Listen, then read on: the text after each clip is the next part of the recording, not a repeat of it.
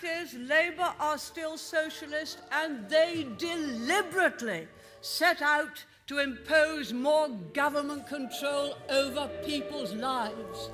That is where their whole belief starts. It starts with the power of government over the lives of the people. That is the reason why they increase taxation. More power for them over our money, less power for the citizen. That is why they multiply controls and bureaucracy. More power for them, less for the wealth creators of our country. That is why they like nationalisation, more control over industry. That is why they reject privatisation and wider share ownership. That is why they want more council housing, because they want to have more control over the lives of the housing of the people and to use it for political purposes, as in the Camdens and the Lamberts. Oh boy, Labour is at it again. It's almost becoming a repetitive talking point for this channel, as I expected it to do so. But that is because this Labour government is unlike any previous one before it, simply for one reason. They essentially aren't afraid to show their true hard-left authoritarian views by the positions they have taken. Labour's 4-day week is authoritarian, divisive and bad for business. The worrying return of non-crime hate incidents. Labour halts Tory law on freedom of speech in English universities. These are just 3 example articles of what I'm talking about, but recently we have a new one. Labour backlash over Starmer curbs on smoking. Plans have been derided as mad, an attack on working class culture. Now, I personally wouldn't say this is specific to the working class, but it is certainly an attack just on more than what you think. First though, some details. The Prime Minister has confirmed that he is looking at extending the smoking ban to outdoor areas, which would also include sports stadiums and parks. Speaking to broadcasters on Thursday, Sir Keir argued that the move would reduce the burden on the NHS and reduce the burden on the taxpayer. That's what they always say. Let's be real for a moment. This, of course, could be easily seen as buying into the whole, smoke-free, meat-free, eats the bugs, fantasy society mainstream politicians just love to want. And I'm sure many of them actually intend to support such measures with that dream in mind, but there is something else to consider. Smart authoritarians will always do things in stages. Will always do things that they claim are in the greater interest of the people, the greater good, as it is known. How can this be for the greater good? The greater good. The plan essentially is to make us all like them. Bland, emotionless drones that are completely dependent on the state to function. This doesn't matter if it's Labour or Tories, each side is the same. They just take it in turns with different aspects of control. Labour, however, are simply heavier-handed when it comes to pushing their positions. But as I said, Labour and Tories are 2 sides of the same coin.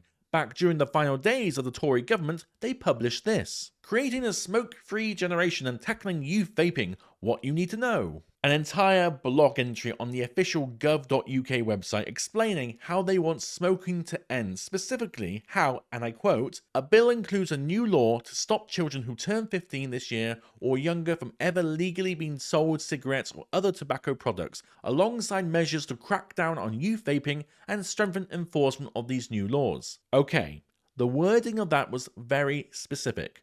Children who turn 15. It doesn't say stopping underage kids smoking. That I can understand. What it is instead is a so-called progressive move to phase the legality for a citizen from the age of 15 and up from being able to buy tobacco products. So Labour is literally just moving it along to its next logical step. Outright banning in certain areas that eventually mean the total ban by their target of a smoke-free generation. Even now, some of you watching this will be like, well, smoking isn't great, so is this really bad? On the surface level, I would agree. I don't smoke as a rule.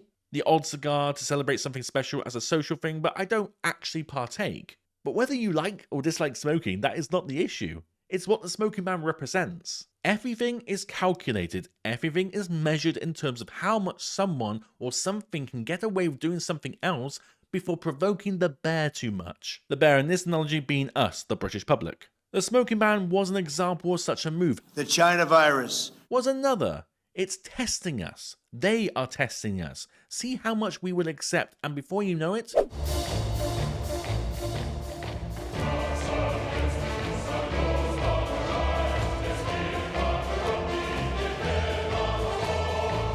you have a giant superstate on your hands. This is why we have the everyone is far right rhetoric from Starmer and co. The big state answers to no one. But right now, we don't have the completed vision. Right now, we can do something about it. If that wasn't the case, then this wouldn't have happened. Whitehall watchdog launches probe into Labour's civil service appointments amid allegations of cronyism. The Civil Service Commission said it would renew appointments made between the 1st of July, 4 days before Labour won the election, and August 31st. So, for those who are unaware, there is a process to appointing people to positions within government on a paid basis, supposedly designed to stop accusations of favouritism or bias. Yeah, because that always works, doesn't it? But in this case, Labour have overplayed their hand.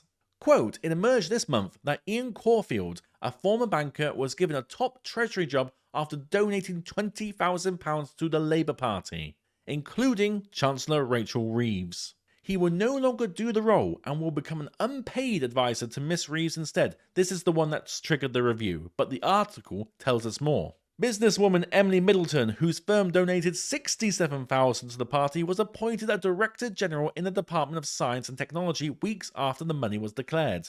The Labour leader has pledged to clean up politics, but has also been mired in controversy when Lord Wahid Ali was given a pass to number 10, donating nearly $20,000 of work clothing to the PM. £20,000 worth of work clothing. Is there such a thing for a normal person, for a working class person, as they like to call themselves? The term rules for thee, but not for me, comes to mind when reading this.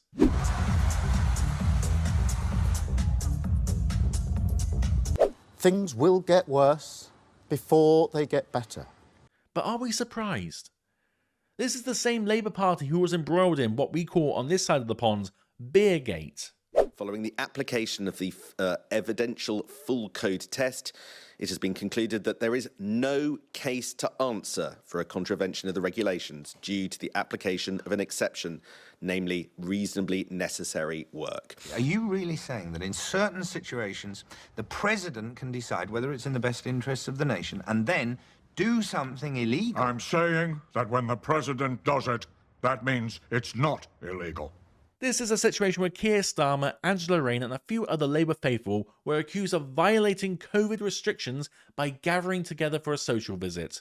This wouldn't have been such of a big deal if the leader of the opposition at that time, Keir Starmer, and Rayner not both lied about what they were doing and what took place. We know this due to a Labour Party memo being leaked. Quote, a leaked memo indicated that the dinner in Durham had been planned on the schedule for Sir Keir's day of campaigning in April 2021. So says one article. The point is this. For 14 years, this party lobs political grenades from the safety of opposition, but are indeed no different themselves. This video I have presented to you has shown this when they were in power and when they've been out of power. They are petty, they are spiteful, they are creating a situation in our country which may end off being not a country anymore. Boy, that escalated quickly. So petty and spiteful that they remove a former Prime Minister's portrait because, and I quote, Keir Starmer found it unsettling. You little piece of dribble piss! I find you unsettling. But more to the point, tell that to Gordon Brown because he was the actual one who had that portrait commissioned. A Labour Prime Minister had that commissioned. And that, by the way, is the nicest thing I'll say about the guy. Correct. Look, I'll end this video very much the way I end nearly all my videos about the Starmer regime these days, by renewing my dedication to bring everyone's attention to the depravity that this government will sink to and unleash on the great British public. And with that, I say thank you all for watching, do take care, and as always, God bless.